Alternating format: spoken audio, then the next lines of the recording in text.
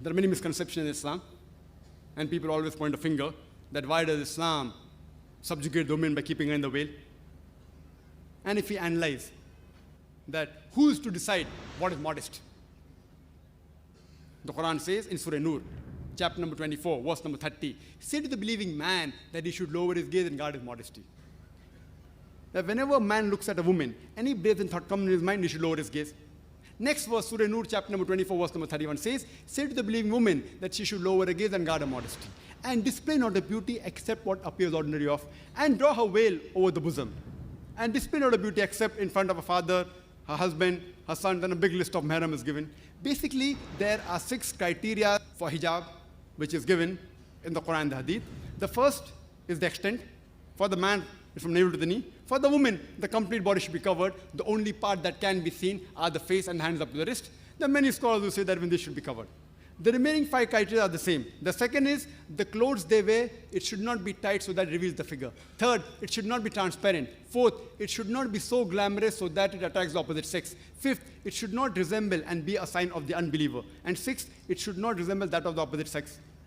Similarly, if you read Hindu scriptures, it's mentioned in Rig Veda, book number 8, hymn number 33, verse number 19. It says, Brahma has made you a dame, made you a lady. So therefore, cast down your eyes and do not look up.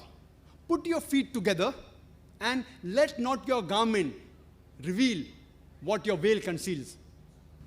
So according to Rig Veda, book number 8, hymn number 33, verse number 19, it says that the woman should lower the gaze. They should not stare at the opposite sex, and they should wear a veil.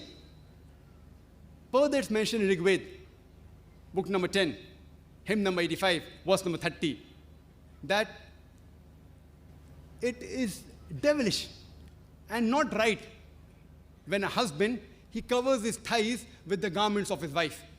That means wearing clothes of opposite sex is prohibited in Hinduism. It's further mentioned in Mahavir Charit, act number 2, page number 71, when Sri Ram, when he sees Parashuram, he tells his wife Sita that Parashuram, he is our elder.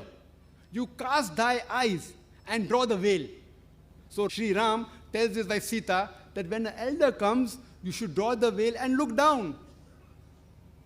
Further, if you read the books of historical records, we find the Indian ladies, many of them wear veils. There are coins in the post-Gupta age showing women, Indian women, wearing a veil, and the veil coming up to the shoulders, some up to the arms.